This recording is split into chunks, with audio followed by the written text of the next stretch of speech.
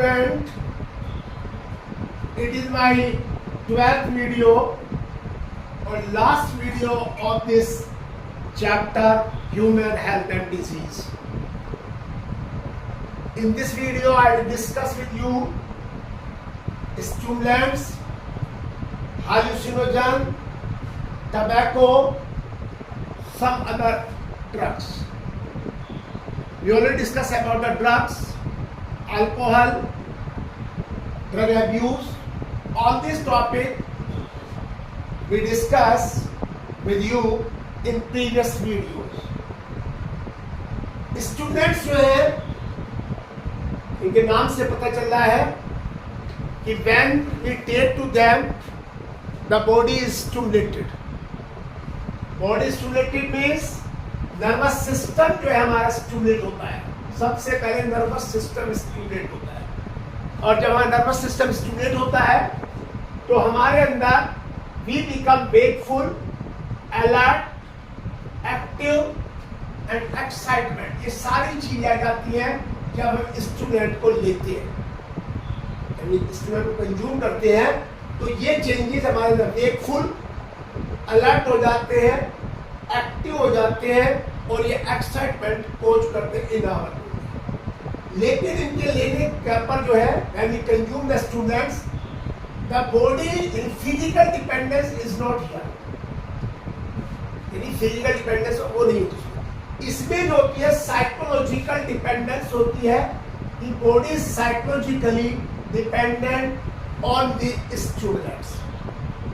Psychologically होता है. जैसे कि हम चाय पीते हैं एक पर्टिकुलर टाइम पे पीते हैं, तो that before that time so many things come in our mind that related with our brain और साइकोलॉजी. तो यहां पर सबसे पहले हमारा कैफीन आता है. लेकिन कैफीन की बात करें, ये एक वाइट क्रिस्टलाइन सब्सटेंस है, अल्कलॉइड है और ये obtain from the dry leaves of T plant. चाय की पत्ती का प्लांट होता है, उसको ड्राई करके बनाया जाता है. और dry seeds of coffee, coffee पीते हैं उसमें भी कैफीन होता है और टी में भी कैफीन होता है. टी में ड्राई लीव्स बनाई जाती है, ड्राई लीव्स होती है और वहां पे ड्राई सीड्स होते हैं कॉफी के अंदर. जब ये लेते हैं तो they stimulate our nervous system. और जब हमारा नर्वस सिस्टम स्टिमुलेट हो जाता है, इसके लिए से कैफीन. और कैफीन का जब चाय पीते हैं, कॉफी पीते हैं, तो ये हमारी इम्प्रूव द परफॉर्मेंस, हमारी काम करने की जो एबिलिटी है उसको इम्प्रूव कर देता है. हमारा जो बॉर्डम होता है, जो नर्वस होते हैं, लेजी होते हैं, थकावट होती है, काम करने को मन नहीं करता, वो भी ये रिमूव कर देता है. और देखिए ये हमारे डायूरेसिस सब्सटेंस है. डायूरेसिस का मतलब है कि when you consume the more coffee और tea, they increase the frequency of the urination. ये यूरिन की फ्रीक्वेंसी को बढ़ा देते हैं अगर आप टी या कॉफी एक्सेस अमाउंट में लेते हैं. तो ये ऑब्टेन की जाती है एज ए बेवरेजेस. टी है, कॉफी है, कोका है, चॉकलेट है और कोल्ड ड्रिंक्स है. इसलिए आप देखिए हमारे एक एक्टर है, वो इसका चॉकलेट का एडवर्टीजमेंट करते हैं, तो कहते हैं इसको लेने से बड़ी एक्टिवनेस आ जाती है, वेकफुल हो जाता है, अलर्ट हो जाता है. अरे भाई वो अलर्ट इसलिए तो कैफीन है, तो चॉकलेट के लेने से नहीं हो रहा. वो is not going to due to the chocolate. जो हो रहा है एक्टिव, अलर्ट हो रहा है, वेकफुलनेस आ रही है, एक्साइटमेंट आ रहा है due to the caffeine in the chocolate. तो इसलिए हमारे बच्चे खाते हैं, उनके नुकसान भी हो सकती है. इसके बाद कोकीन आता है. कोकीन या कोका एल्कलॉइड्स. देखिए ये इसके डिफरेंट नाम हैं. कोक भी है, क्रैक भी है, स्नो भी है, स्निफ भी है और बिग सी भी है. You should keep all the name in your mind because they will be helpful in any competitive exam. NEET या CBSE. तो CBSE में भी जो है कम से कम आपके 40% जो क्वेश्चंस हैं they will be MCQ type.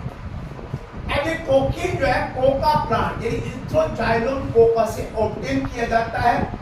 और ये हमारे मेंटल लेवल को, हमारे ब्रेन को अलर्ट कर देता है और हमें फिजिकल स्ट्रेंथ प्रोवाइड करता है। ये मेंटल स्टेटस को भी इंप्रूव करता है, उसमें अलर्टनेस लाता है और फिजिकल स्ट्रेंथ को बढ़ाता है।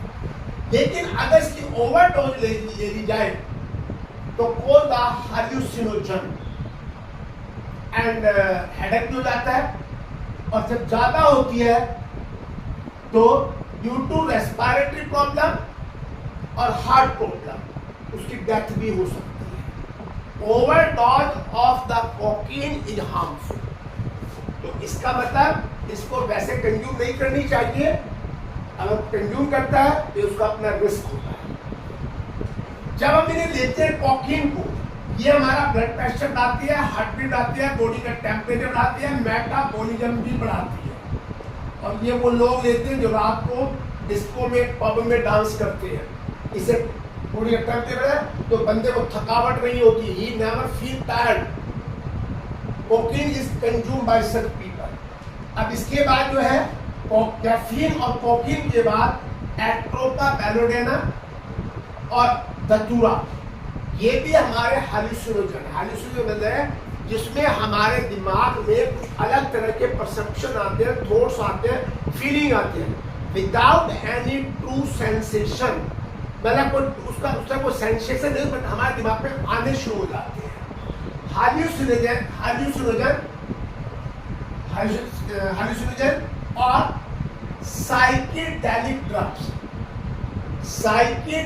ड्रग्स, ये ड्रग्स हमारे परसेप्शन को चेंज करती हैं, थॉट्स को चेंज करती हैं, फीलिंग्स को चेंज करती हैं without any sensation, without any true sensation. उस तरह की कोई सेंसेशन हमारी बॉडी में, हमारे दिमाग में नहीं आती, बट ये हमें उस तरह की बात को सोचने के लिए कंपेयर करती है। LSD है, लाइसर्जिक एसिड डाइइथाइलएमाइड, ये हमारी एक सिंथेटिक और सिंथेटिक ड्रग है जो यूज किया। ये बड़ी हॉरेबल है, बड़ी इसको लेने के बाद आदमी को भयानक सपने आते हैं, हॉरेबल ड्रीम्स आते हैं, और ये अनकॉन्शियस भी कर देते हैं और डेथ भी कर सकते हैं। LSD जो है ये हाल्यूसिनोजन भी करती है, अनकॉन्शियसनेस भी करती है, और ये आदमी की डेथ भी कोज कर सकती है। और नॉर्मली जो है patient suffering from the mental illness, ये वो लोग हैं जो मेंटल इलनेस से, डिप्रेशन से या उससे उनको ये दी जाती है जो आपके normally given to the patient. ये सब डॉक्टर करते हैं। अगर कोई लेता है, अब इट्स ओन लेता है, अपनी इच्छा से लेता है, तो इसका मतलब कि that is a drug abuse. तो यहाँ पर ये मेंटल डिप्रेशन वगैरह उसमें डॉक्टर मेडिसिन को रिकमेंड करते हैं, LSD है जो भी है। अब ये डिप्रेशन और इंसोमिया, जो मेंटलनेस है, डिप्रेशन है, रात को नींद नहीं आ रही, इंसोमिया का मतलब person is not taking the sound sleep, then such type of medicine are recommended. Medicine जब है डॉक्टर रिकमेंड करता है, ऐसे मेडिसिन नहीं है। टबैको है, ये भी आजकल हमारे बड़ा कंज्यूम होता है, हमारी सोसाइटी बहुत ज्यादा कंज्यूम करते हैं, और ये यंग जनरेशन है उसको ज्यादा लेती है। क्यों? क्योंकि इससे एक्साइटमेंट आता है। तो इसमें भी हमारा अल्कलॉइड होता है जो कि निकोटीन होता है, और ये हमें टबैको प्लांट से मिलती है। इसका जो है च्यूइंग भी करते हैं, स्मोकिंग भी करते हैं, स्नफिंग भी करते हैं, सूंघते भी हैं, चू भी करते हैं, हुक्के में भी लिया जाता है। गाँव में आप जाकर देखिए, most of the old people, old generation people used to it in the hookah. तो अब जब इसको लेते हैं तो ये हमारी एड्रिनल ग्लैंड, जो हमारे किडनी पर ग्लैंड प्रेजेंट होती है, एड्रिनल ग्लैंड, उसको ये एक्टिवेट कर देते हैं, जिससे एड्रेनलिन और नॉर एड्रेनलिन ये केमिकल सिक्रीट होते हैं, इनको हार्मोन्स कहते हैं। और जब ये सब्सटेंस हार्मोन सिक्रीट करते हैं, ये हमारा ब्लड प्रेशर बढ़ा देते हैं और हार्ट बीट भी बढ़ा देते हैं। कब? जब हम टबैको को लेते हैं, किसी भी फॉर्म में ले, तो इसमें एड्रेनलिन और नॉन एड्रेनलिन दोनों हार्मोन सिक्रीट होते हैं, और ये दोनों hormone secreted by the adrenal gland which is present on the kidney. अब देखिए, जो लोग टबैको को स्मोकिंग करते हैं, सिगरेट पीते हैं, हुक्का लेते हैं, तो उसमें क्या होता है, वहां पर कार्बन मोनोऑक्साइड गैस प्रोड्यूस होती है, धुआं होता है। ये कार्बन मोनोऑक्साइड हीमोग्लोबिन से कंबाइन करके ये कार्बोक्सी हीमोग्लोबिन बना देती है। Carbon dioxide combined with the haemoglobin and make the carboxy haemoglobin, जिससे ब्लड के अंदर हीमोग्लोबिन का लेवल रिड्यूस हो जाता है, क्योंकि it is a permanent association. Carboxy haemoglobin is a permanent association, it can not be broken. देखिए, जो लोग रात को सर्दियों में घरों में अपने अंगीठियां जलाते हैं, कोयला जला के सो जाते हैं, सुबह तक मर जाते हैं। क्यों मर जाते हैं? Due to the production of carbon monoxide. और ये कार्बन मोनोऑक्साइड हीमोग्लोबिन से रिएक्शन करने के बाद कार्बोक्सी हीमोग्लोबिन बना देती है, जिससे ब्लड में हीमोग्लोबिन का लेवल कम हो जाता है, और जब लेवल कम हो जाता है तो ऑक्सीजन की सप्लाई खत्म हो जाती है और बंदा खत्म हो जाता है। तो कैंसर, इसमें जो आपके टबैको लेटेस्ट कुछ डिजीज भी है। कैंसर को हो सकता है कार्डियोवास्कुलर डिजीज, हार्ट बीट बढ़ेगी, ब्लड प्रेशर बढ़ेगा, कोई दिक्कत आ सकती है। ब्रोंकाइटिस, कफिंग होती है, बुश हो जाती है। और एम्फाइसीमा डिजीज, जिसमें कि जो air cycle they start to rupture, यहाँ पे अलार्म पे पड़ी थी ब्रीथिंग चैप्टर के अंदर। सम अदर ड्रग्स, बार्बिट्यूरेट है, एम्फीथामीन है और बेंजोडाइजापीन है। ये भी आपकी ड्रग्स है जो कि ली जाती है, रिकमेंडेड की जाती है by the doctor if the person has the साइकोसिस प्रॉब्लम। लेकिन खुद भी लोग लेते हैं तब वो ड्रग अब्यूज हो जाती है। अब ये ड्रग और एल्कोहल लेता क्यों है person? Why they consume to that? आखिर कारण क्या है? ऐसी कौन सी मुसीबत है उनके ऊपर जो कंज्यूम करते हैं? उसका मेन कारण क्या है? एक तो सोशल एंड पीयर प्रेशर। आप अपने बच्चों कोई भी है, स्टूडेंट्स हैं या आपके ओल्ड है, when they are sitting together, that peer pressure, same age group के लोग प्रेशर करते हैं, अरे पीने से कोई फर्क नहीं पड़ता, तो वो भी एक कारण बन जाता है। जब बच्चों में एडोलसेंस आती है तो उनमें चेंजेज आती है, जो कि उसकी 14 से और 13 से लेकर 18 साल का टाइम पीरियड होता है। तो उस टाइम उसमें क्यूरियोसिटी होती है, एडवेंचर होता है, एक्साइटमेंट होता है, और कभी कभी आदमी एक्सपेरिमेंट करता है, पी के देखते हैं, यूज करके देखते हैं, टबैको यूज करके देखते हैं, आपके अगर ड्रग्स जैसे ओपियम है, तो वो भी एक कारण हो जाता है।